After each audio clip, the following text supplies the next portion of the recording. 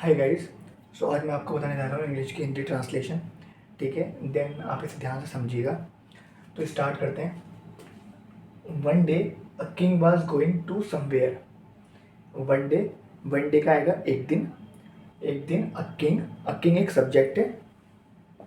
ठीक है, एक दिन किंग वॉज आ गया तो ये पास्ट में पहुंच गया। वॉज गोइंग, ठीक है, गो का कर दिया इन। ठीक है, तो क्या हो गया, जा रहा। ठीक है, ये इसकी नहीं आती है रहा। ठीक है, और वॉज है तो था आ गया। ठीक है, गो का आता है जाना, जा। ठीक है, जा रहा और वॉज का आ गया था। ठीक है, अंडरस्टूड।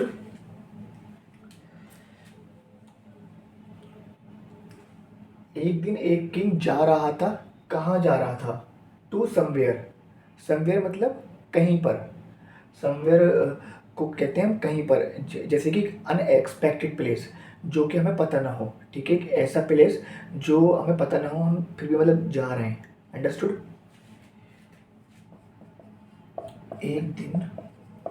एक दिन राजा कहीं जा रहा था। एक दिन राजा कहीं जा रहा था। Understood. In the way. In the way मतलब रास्ते में। वे मतलब रास्ता। वे भी बोल सकते हैं, इन द पाथ भी आ सकती है।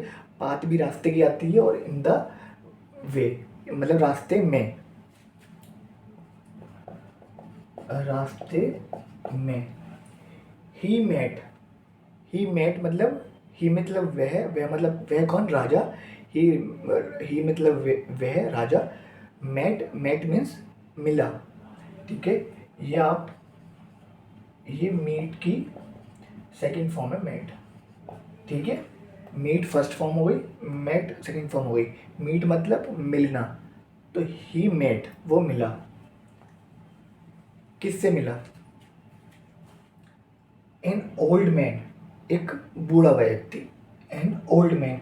ठीक है, एन यू आया यहाँ पर क्योंकि ये जो है आपका वोविल है।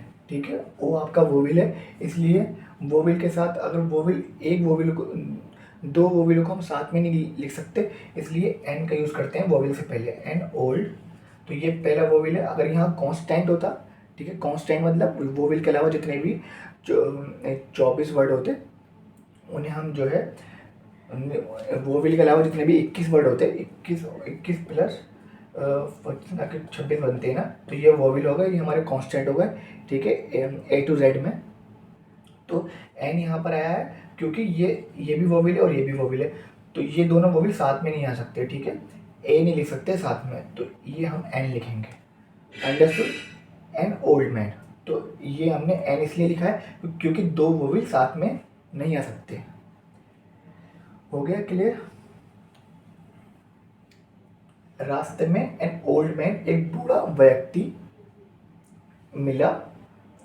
हुज बियर्ड, हुज मतलब जिसकी, बियर्ड मतलब दाढ़ी, जिसकी दाढ़ी। रास्ते में एक एक बूढ़ा आदमी मिला जिसकी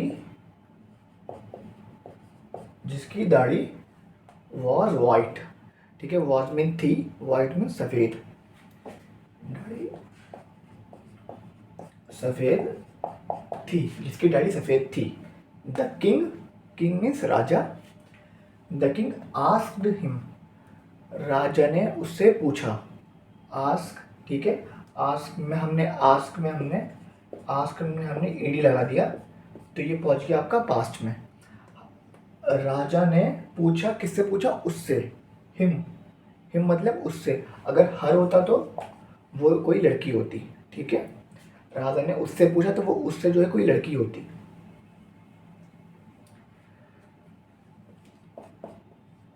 राजा ने उससे उससे पूछा। क्या पूछा? जेंटलमैन। जेंटलमैन बोलते हैं दयालु व्यक्ति को, एक बहुत तमीज से किसी को पुकारने के लिए जेंटलमैन। जेंटलमैन दयालु व्यक्ति। दयालु व्यक्ति। How old are you, how, how mean कितने, ओल्ड आर यू तुम कितने वर्ष के हो या साल के हो, हाउ ओल्ड आर यू। ठीक है, ये एक आपका क्वेश्चन मार्क वाला सेंटेंस है। तुम कितने साल या वर्ष, साल के हो। ठीक है, हो आया है क्योंकि ये आपका मतलब प्रेजेंट में उसने बोला है। ठीक है, हाउ ओल्ड आर यू, तुम कितने साल के हो, कितने वर्ष के हो। ठीक है, और यू के साथ हमेशा आर यूज़ करते हैं। ठीक है, सिंगुलर भी हो सकता है, प्लूरल भी हो सकता है, तो यू के साथ हम हमेशा आर ही यूज़ करते हैं, चाहे वो सिंगुलर है चाहे प्लूरल हो। The old man replied, the old man बूढ़ा व्यक्ति, रिप्लाइड आ गया कि रिप्लाइड का मीन्स आया जवाब दिया, ये पास्ट में पहुंच गया। ठीक है, पास्ट इंडेफिनिट रिप्लाइड दिया। द ओल्ड मैन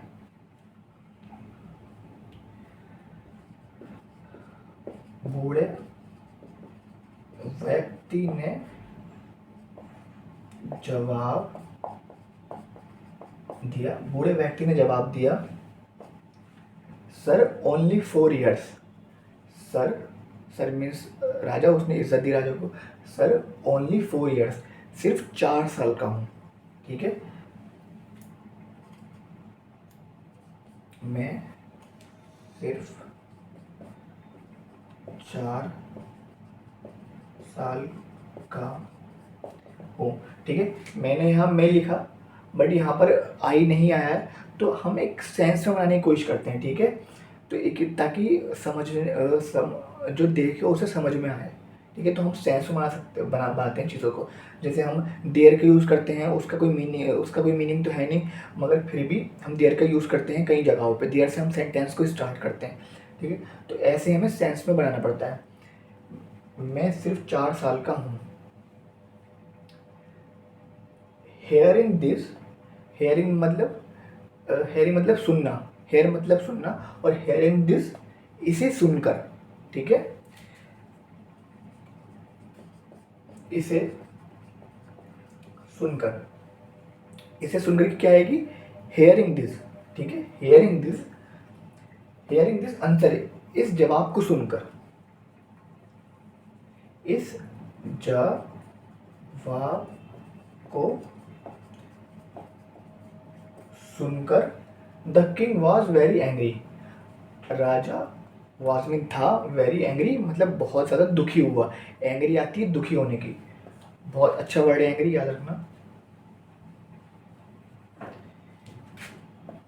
इस जवाब को सुनकर राजा बहुत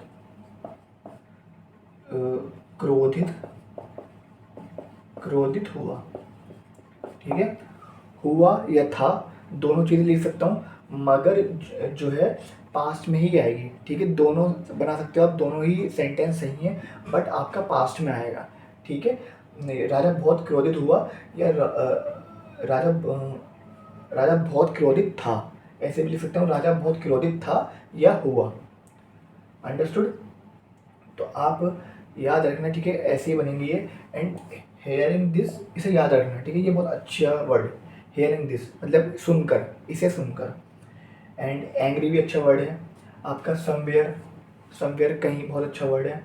इन द वे, रास्ते में, इन द वे। कभी कभी सेंटेंस ऐसे स्टार्ट होते हैं, इन द वे रास्ते में, जो बीच में से जो होते हैं उसमें से स्टार्ट करते हैं। हेयरिंग दिस, इसे सुनकर, तो हमें समझ में नहीं आता कि सेंटेंस स्टार्ट होगा कहाँ से। ठीक है, तो वो स्टार्ट यहाँ से होते हैं, इन द वे रास्ते में, हेयरिंग दिस इसे सुनकर।